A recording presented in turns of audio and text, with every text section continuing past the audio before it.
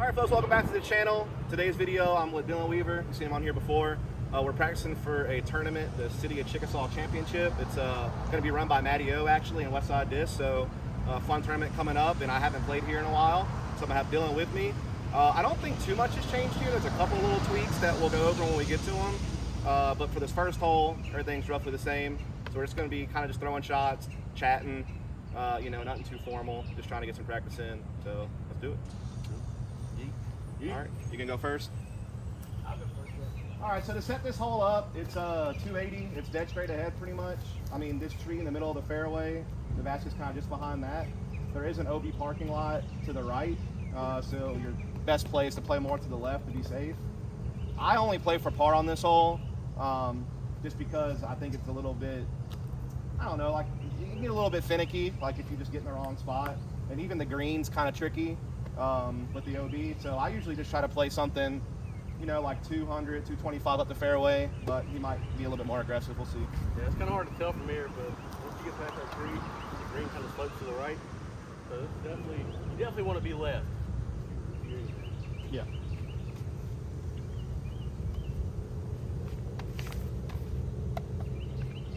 And that's going to be a perfectly fine up and down for 3 right there.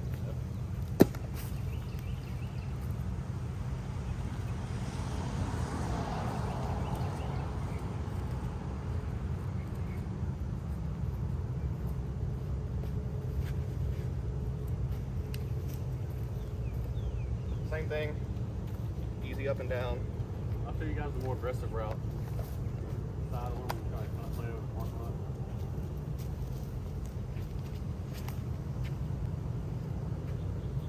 That was blasted. That might be OB deep.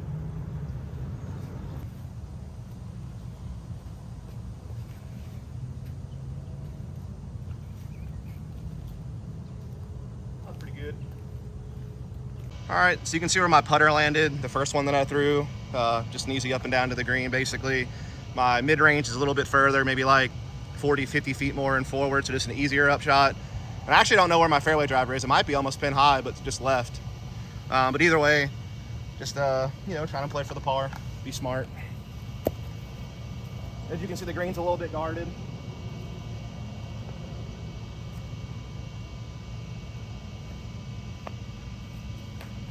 Yep. I just wanted to illustrate how guarded it was. That wasn't my actual shot, right? Yeah. Yeah.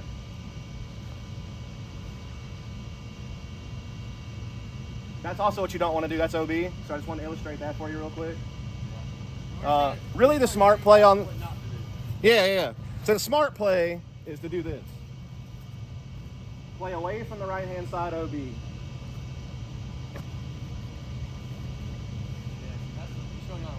That's the right thing to do. See, I showed you all the options you've got. You can either, you know, hit a tree, or you can go out of bounds, or you can do the good thing like I did last and, you know, get your par. That's it. All right, so now we're at hole 2, 250 feet. Just got to throw it over these amphitheater stands, seats, benches, whatever. Basket's up to the left. The sidewalk to the left of the basket does play as OB.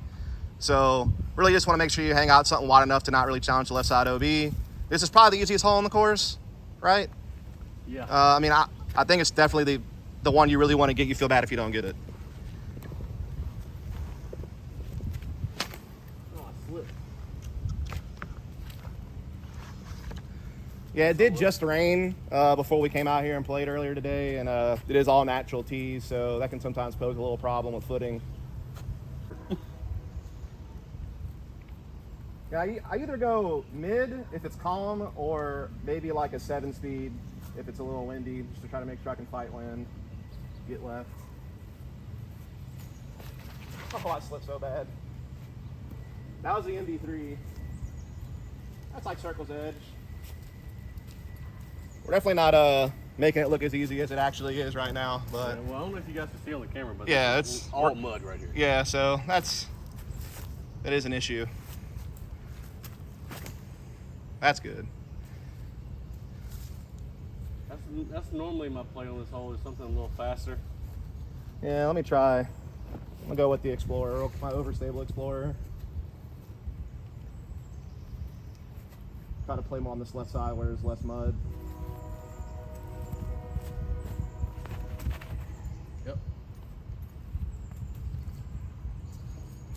Yep, that's, I don't know, 15, 20 feet. All right, so now we are on hole 3, 340 feet, really downhill to the right. You can see the basket's like kind of in that little, there's like almost like a small like little bullseye circle kind of around the basket that they kind of cut in. But it's really downhill, and we don't get a lot of elevation change in Mobile, so really it's just all about matching the grade of the hill and just making sure you don't get your disc nose up more than anything. That's the way I see it. I can definitely get there if I get my nose angle right, but really the main thing is you just want to avoid going OB in the ditches. Either ditch is OB, so you can go OB deep, OB left, OB short. You just want to, you know, it's not really an island, but it kind of is. I don't know.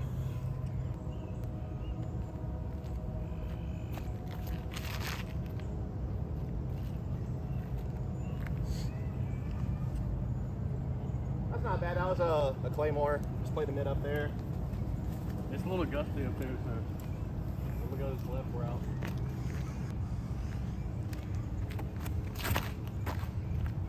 That is good.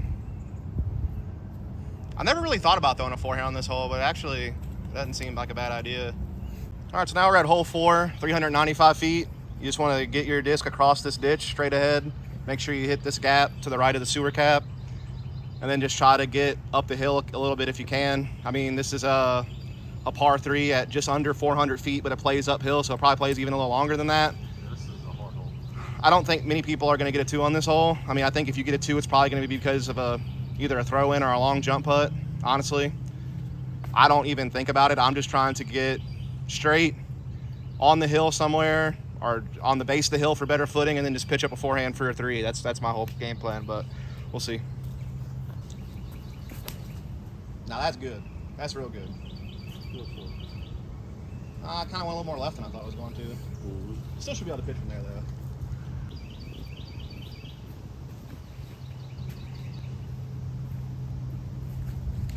That's all I want right there. Just over the ditch, look straight, look at the basket, uphill, easy.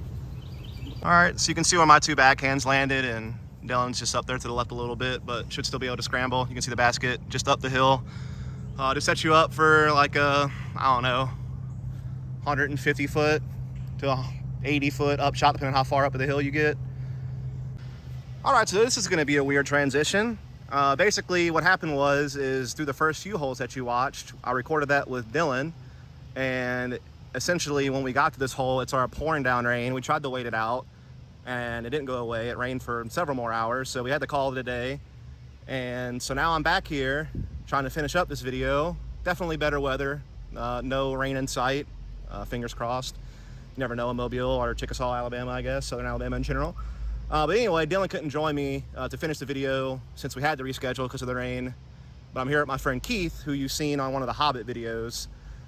So yeah, basically we're at hole 5 now. It's 211 feet uphill. Definitely plays more than 211 due to how uphill it is. The tree in the center of the fairway there is essentially exactly where you want to fly. So that's the thing that makes the hole difficult, because the basket's basically just behind that center tree, kind of to the right of the big tree to the left of it. And yeah, I mean, you have your options to either try to go up the left side or up the right side. Right side's a little bit more difficult because there's a low ceiling. There's some kind of little tiny annoying branches that can catch you if you throw a little too high. This is a hole I'm definitely still trying to figure out what I want to do. I pretty much know my game plan on most of the other holes, but this one's a tough one. It doesn't seem that way because it's so short, but with it being uphill and with the low ceiling on the right hand side and the tree in the middle, it can be a little tricky. So we're gonna try a couple different things.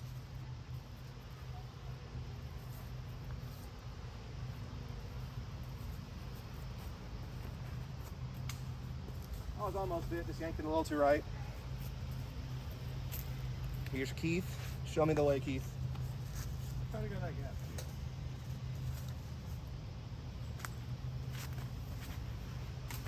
Keith did the same thing as me. The other thing I forgot to say about this hole is that it slopes really downhill to the right. So it makes any left to right moving shot very risky, like say a forehand, because it could just carry right down the hill and then you're super far away, maybe even to the next hole. So your miss is kind of wanting to be left so you're on the flat ground, but it is just tough in general. Gee. Yeah. That's beautiful. That That's probably pin high. Proxy won't fade, so that would have been what I want to do on first shot.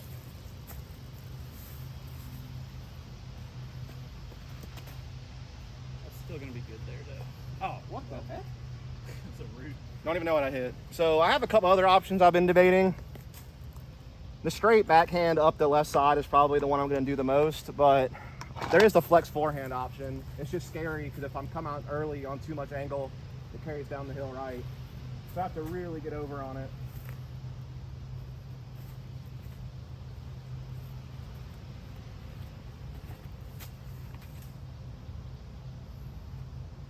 You didn't see that, but it's sparked.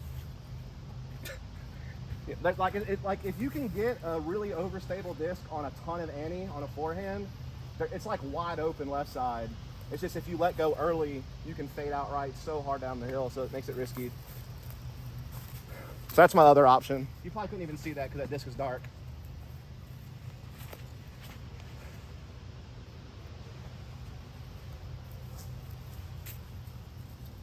I've also been trying to think of this.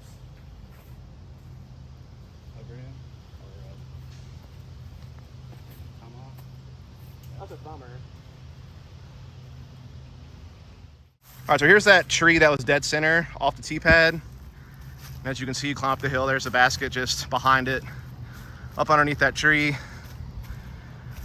My pink MD3 got to about where I'm standing right here, so it would have been like a pretty long, mostly an approach shot, if anything. And then as we come further up, there's my thumber. It went way right, but still a par. And then the flex forehand I threw, the one I chopped over, I want to say it landed pretty close. Oh, it's right there, yeah. Parked like 5 feet. Love that. That's probably like the play that gives me the best chance to score, but the backhand, as long as you can miss the center tree, pretty much guarantees you a par. But here's that downhill right slope I was talking about. He kind of filtered to it, and it gives you like a long uphill putt with like rollaway potential if you hit top band or hit bottom basket. But you could just do what he did and make it, and then you don't gotta worry about it. All right, so now we're at hole number 6. It's 440 feet. It's dead straight ahead. You can kind of see the basket just to the left of that big tree on the right-hand side of the fairway. There's the top band right there. That road just before the basket kind of plays as an OB river. Basically, this shot, I know I can't get 440 feet up a fairway, so I just try to throw a fairway driver, try to make, you know, somewhere between like 250 and 300 feet of forward progress, and then just try to pitch up and make sure I get my 3. I don't think this hole is going to get birdied very often, not only because of the distance, but because it's a pretty tight window. You got to keep something pretty low and straight, and there's a couple of gaps you have to hit kind of a little bit past halfway up the fairway, just past the red tee basically. And so, yeah, I just try to play it for par. The only other thing that makes this hole a little bit tricky is the roots. That's all natural tees here.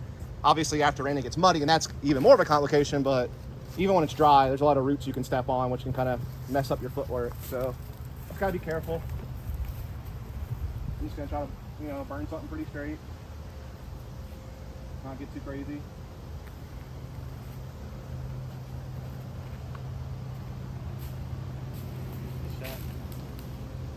That's pretty much all I want. It's a little shorter than I wanted, but I can easily throw a forehand from there and get up and down for the 3. Yeah, those middle trees are basically halfway point.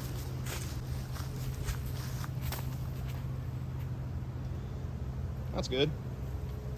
It's a good little forward skip too. All right, so yeah, I'm about halfway up the fairway.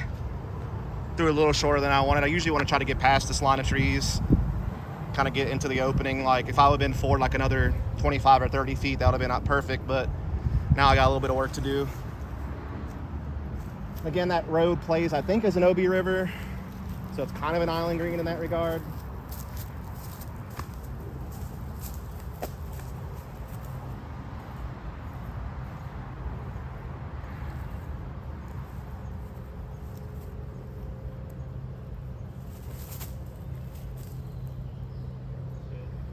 Circle one for sure. Yeah, we like that. All right, so now we're at hole number 7, only 230 feet. Basket's pretty much dead straight ahead past the line of trees you see in front of you. And then it's like tucked in some monkey bars, making putting very tricky. I'll be honest, it's probably my least favorite hole in the course. I think it's kind of gimmicky. Not only the monkey bars that block the basket, but also just the gaps are really small that you have to hit. There's no like one true defined gap. It's kind of just like a bunch of small ones and you kind of hope you get through. pretty easy to par the hole still, but can be tricky to birdie, could get unlucky. So that's kind of why I don't like the hole.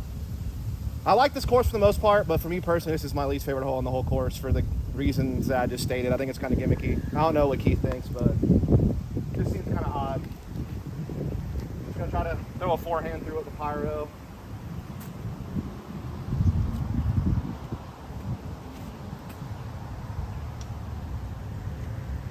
I mean, that was a great shot, and it just got a kick left.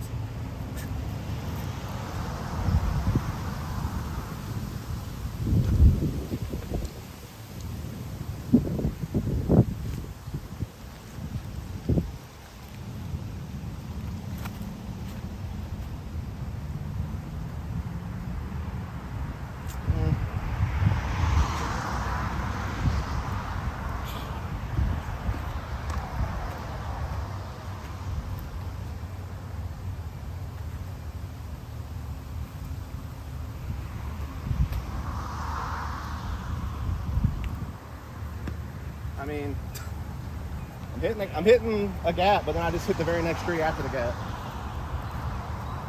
One thing I like about this hole is the green, just because it's different, but I would agree with you with the gimmicky stuff. It's a little bit close. It could use like one less tree. Like maybe the one less tree, or maybe some... Not the triple trees in the middle, but the one to the right of them. I think that was going to be like a more defined center gap. Good line slow.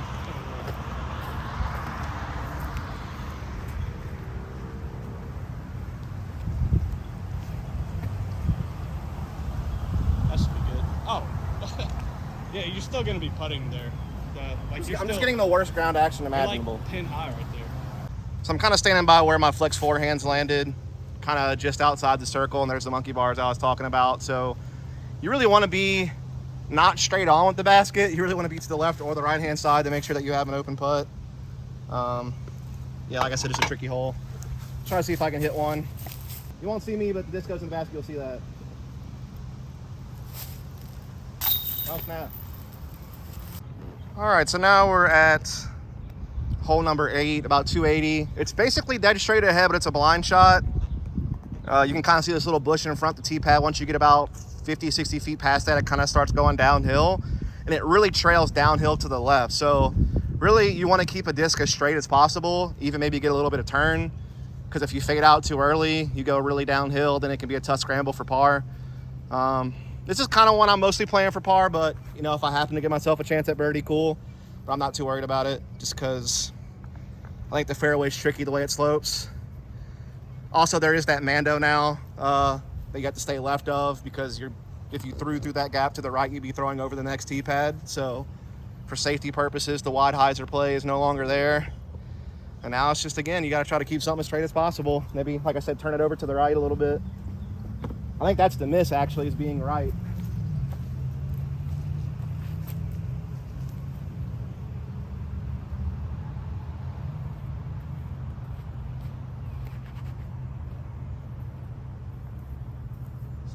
But that's going to be a pretty easy par. You turned it right, but there's actually a back door over there. Yeah. So you probably actually have a decent putt. I might have a putt. Like I said, I'm not really like crazy concerned about scoring this hole, but if I have a look, I have a look. But I like turning something over right and staying away from that downhill slope left. That's also a really good shot if it holds. Or if Keith stands in the way of the shot so you can't see it. You know, it's classic. It hit a late tree. Still an easy up and down. All right, so that's where we teed off at. There's that kind of big tree you saw on the left. And then this is kind of the straightforward path. You can see the basket tucked in right there. That's the big slope downhill left that Keith's headed to that I'm talking about. If you have a disc fade out too early and kind of slide down that hill left. Sometimes it can even get caught up in those woods over there. And then you have kind of a tough up and down shot to grab your par.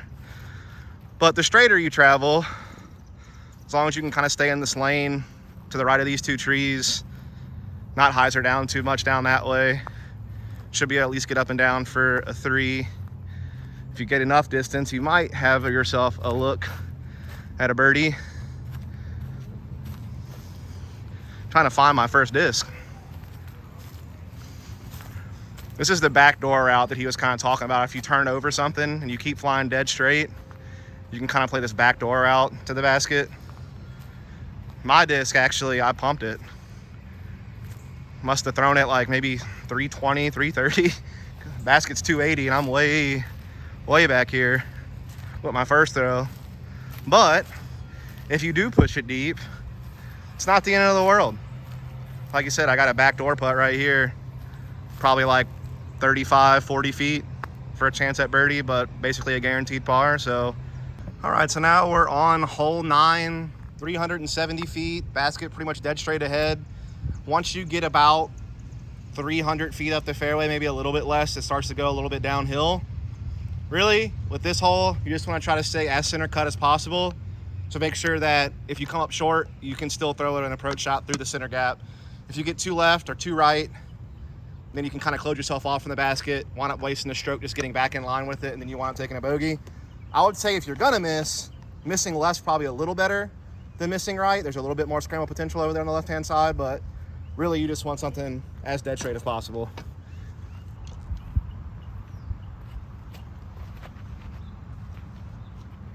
Just turn that too much. It might be short enough to where I can still get up and down though. But that definitely turned a little more than I thought it would. It's kind of a tailwind too, so I thought it would stable out.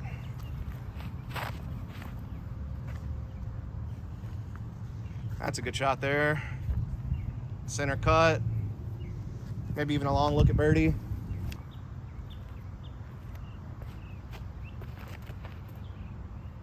Should be good. That's better. That's good.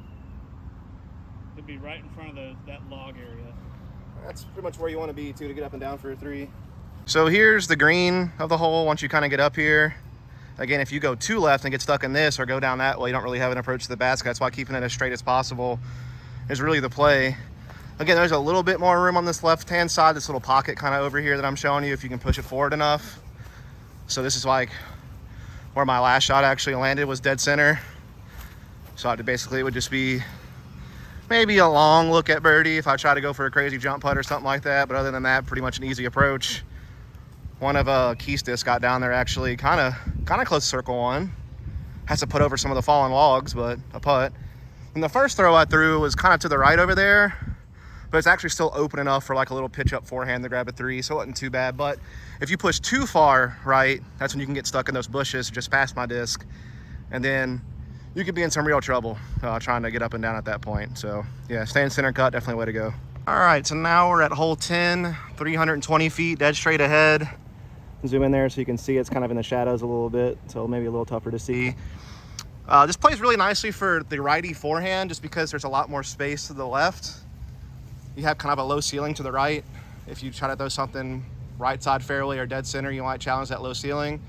So it sets up nicer for a right-handed forehand or just like a backhand turnover. But you can just go straight at it too, you know, if you want to test the ceiling. But my best chance to score on this hole is probably a forehand, but it's been kind of shaky lately, so have to play it by ear.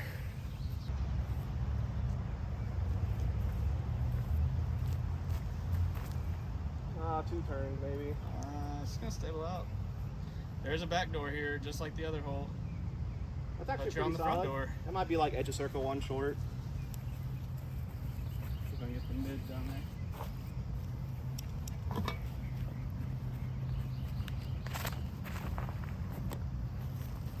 That's good. Ooh, that's really good. That's parked pretty much.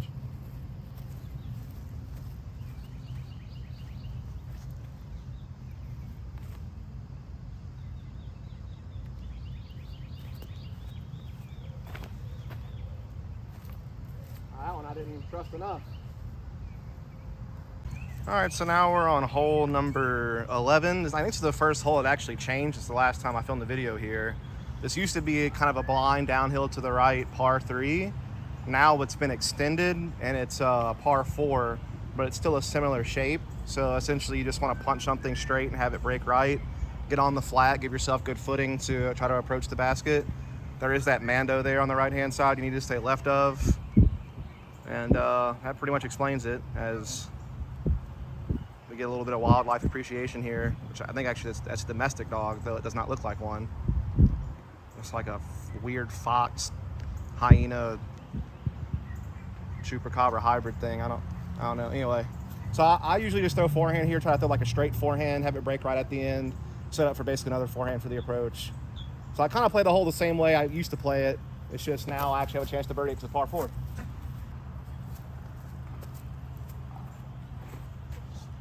Okay, or I can just do that again. That's shorter. That's better. Yeah.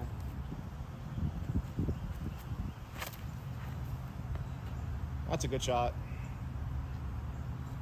Oh, yeah. He's loving that. You can kind of see the baskets. It's at the corner to the right there. You can kind of see it there at the top of the screen. So as long as you can get yourself somewhere down here on this flat ground, maybe even more to the right that way, just sets for like a little forehand approach shot. Try to get your birdie. Really overstable just to make sure I don't go in the ditch.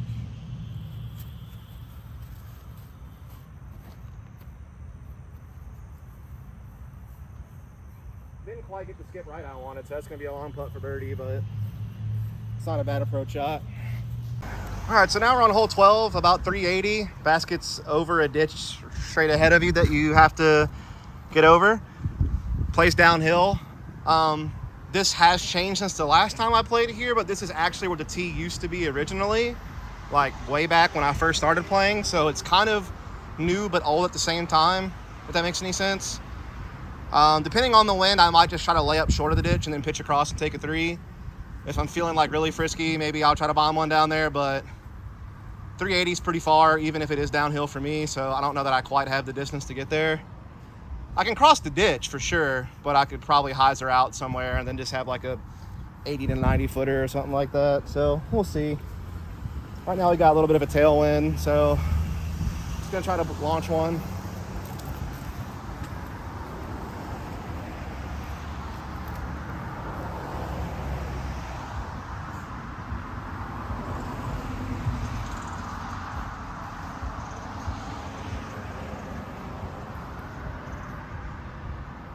Hit that really low, so that's actually short of the ditch, but a pretty easy pitch up for 3.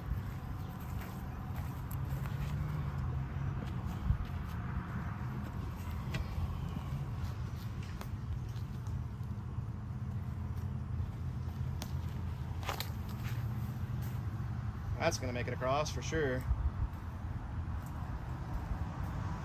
Yeah, that's probably circle 1, honestly. Good throw.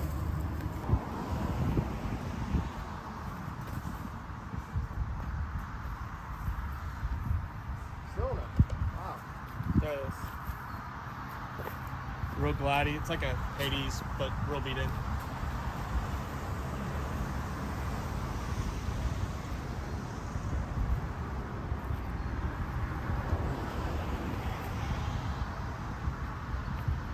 There you go. Well, apparently I need something different in the bag. I don't know how to feel about that. So here's kind of the layup zone short of the ditch on the right-hand side of the tee that you can play to, and then just pitch across. If it's like super windy, don't feel like you can cross the ditch. Honestly, might be something that I do, as even the ones that I threw across the ditch hyzered out really left, and it's going to be a par anyway. So we'll see. I just want to give you a little bit of a look at the layup zone, so to speak. All right, so now we're at hole 13. It's about 300 feet dead straight ahead. Really the world is your oyster here. You can do whatever you want. I mean, obviously you got the road OB right that you need to worry about. That's really about it. We do have a pretty substantial headwind today on this hole, which makes it a little tougher. I like forehand, flex forehand, because it kind of keeps me away from a lot of the stuff on the right-hand side of the fairway, whereas if I like to release the backhand late, you know, I can get into some trouble or overturn it into the road or something like that. So I usually throw forehand here, but it'll be kind of just based on how I'm feeling, because right now the forehand's been kind of iffy.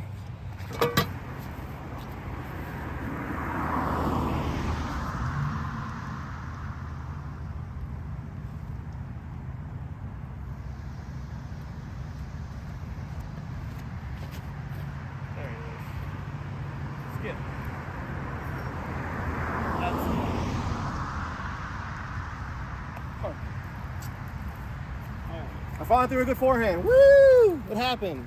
It's possible.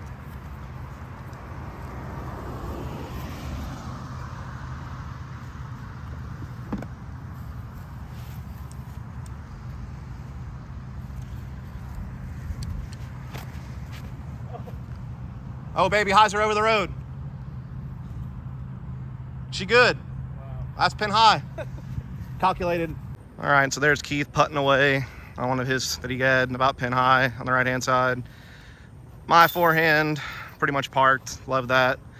We'll note that this little rock wall behind the basket does play as OB. It plays like as someone's yard, so it is out of bounds. So just keep that in mind that you don't want to push deep on this hole. That's about it.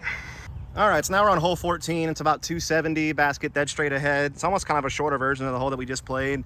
You got the OB ditch left. You've got an OB backyard to the right. So it's a pretty thin fairway. It does open up a bit. The closer you get to the basket, the right-hand side opens up more and more, like as you approach circle 2 and circle 1. For me, it plays nice. It's like a forehand over the ditch that spikes back in. But you can also play a dead straight shot or play a backhand turnover over the ditch. Just whatever you prefer. For me, the forehand's typically the most comfortable. So that's usually what I do.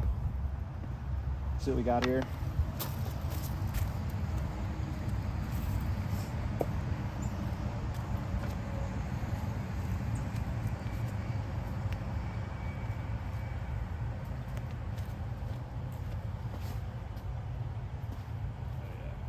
Short, but good. It's like probably just edge of circle 1. Didn't quite throw it as hard as I needed to.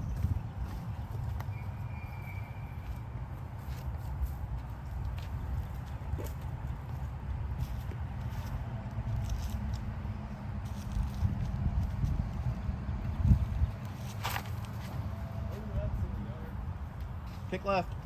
Oh, it did. Safe. It came out. All right, folks, now we're at hole 15. It's about 315 feet, but it's really uphill, as you can see.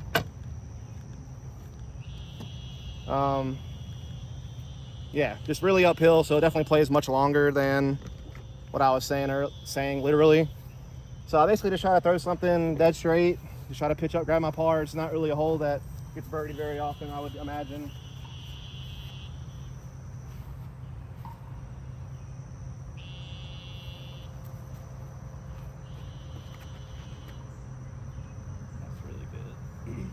Not bad. That spot, I mean, you'll be looking at it for a spot. Yeah. It's an easy par. I mean, probably would lay that up. Yeah, I mean, I'm not trying to play for birdie on this hole at all.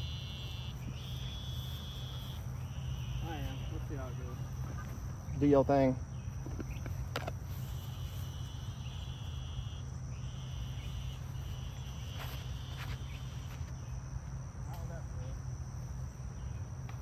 The thing is, you're definitely forced to throw your disc high in the air if you are trying to attack this hole, which definitely gives you like more of a risk of being nose up. So understable is definitely a good call on this hole.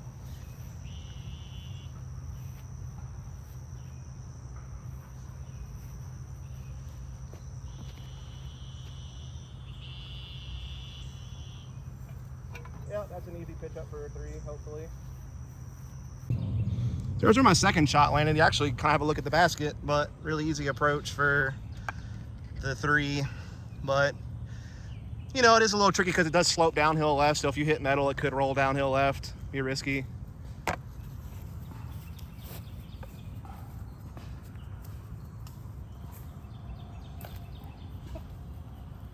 Like that right there. See that? That's what I'm talking about, right there.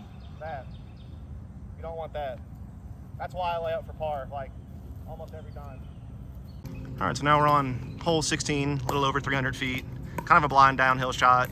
Really want to just throw something that kind of hyzers over this bridge straight ahead towards the basket left. There is also a wide left gap that you can see like just left of the tee sign. You can throw a flex forehand through if you're a right-handed player or a lefty backhand. Very risky, but is doable. So yeah, let's see what we can do here.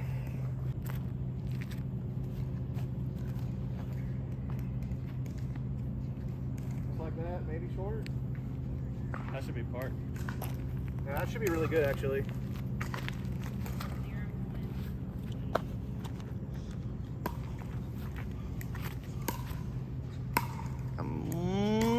Get going. That's all right. Stuck. It's all right, not bad. Okay, so here's the bridge you saw from the tee box that was center cut. And then, yeah, the basket's just left. That's why it's kind of a blind shot. So the tee shot I threw is actually right next to the basket there to the right. So wound up being a really good shot. So yeah, playing something that kind of stall hyzers once you cross the ditch, definitely a good play. All right, so now we're on hole 17, which is completely different than the last time I played it on this channel. One of the biggest changes probably to the course that's happened in quite a long time. As this used to be like a 315-foot tunnel shot par 3 where the basket was kind of dead straight ahead in that tunnel that you see, like just kind of past the red tee pylon. But there used to be the option to just play like a super wide hyzer outright, and then you could just play for like an easy par and avoid having to throw the tunnel shot because you got wide open airspace to the right-hand side. But now there's a Mando that you can see on the right that forces you to play through the tunnel. And now the basket's been backed up about 100 feet. So now it's a par 4. I don't know, it's probably somewhere between 400 and 450 feet probably, right? Yeah, it's in the 400s. It's definitely in the 400 range. I mean, really all you got to do, easier said than done, but you really just need to make sure that you're in the tunnel off the tee and that you make the Mando. That's like really your main goal here. And then from there, you can kind of see what you have. If you're in a good spot, you can try to get aggressive and try to get the birdie. If not, you can kind of chip away at it and get your par. But really, again, the object is just to throw something between these two trees off the front of the tee, make the Mando, and go from there. So that's what we're gonna try to do. I do have one safe play I'll try as well that I can show you, but I'm gonna try to attack the tunnel on this one.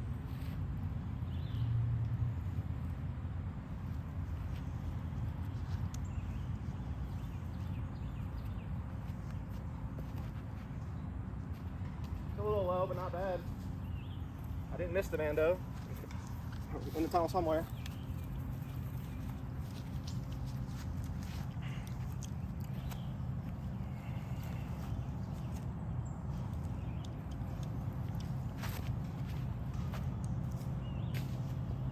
Dead center. Here's the super safe play.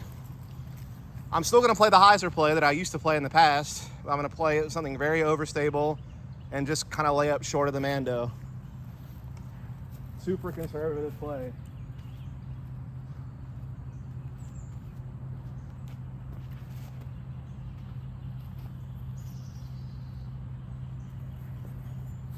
And that's how you play the whole mega safe. Just lay up with the overstable hyzer wide right, be short of the Mando, and then play the hole from there.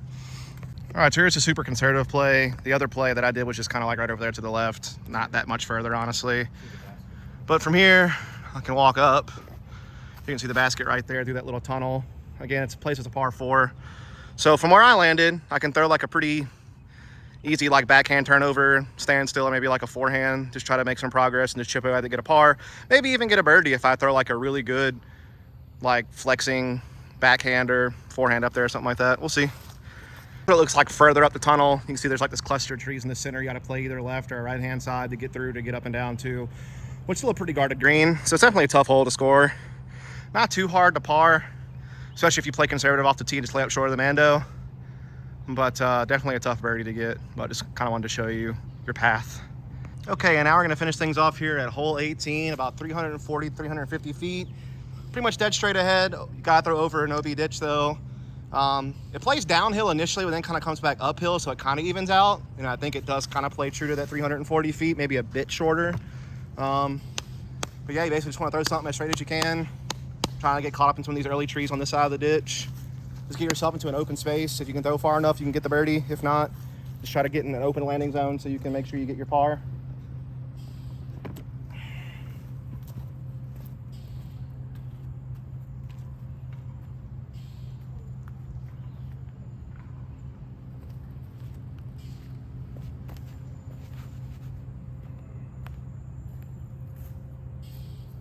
So that's a pretty easy par from there.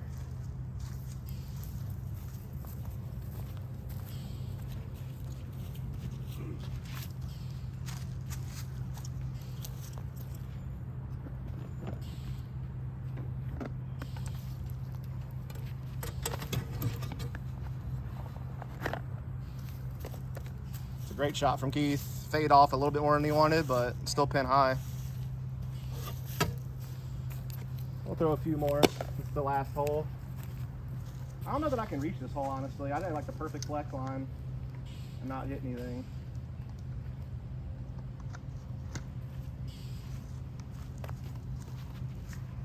That with height might have been it. With like a little more flex. Right by the little bush.